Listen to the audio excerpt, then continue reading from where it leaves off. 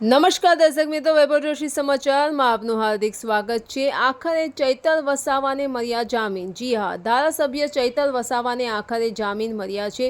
2 મહિના અને 3 દિવસના જેલવાસ બાદ ચૈતર વસાવાને જામીન આપવામાં આવ્યા છે, પરંતુ આ જામીન માત્ર ને માત્ર 3 દિવસના હંગામી જામીન આપવામાં આવ્યા છે। ચૈતર વસાવાને 3 દિવસના હંગામી જામીન પર હાલ પૂરતા મુક્ત કરવામાં આવ્યા છે।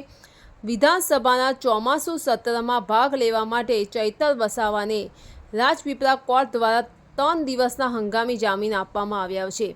આગળ પછી ચૈતર વસાવાનું શું થશે એ તો સમય જ બતાવશે, પરંતુ હાલ પૂરતા ચૈતર વસાવાને રાહત મળી છે। તેમને 3 દિવસના હંગામી જામીન આપવામાં આવ્યા છે। ધન્યવાદ।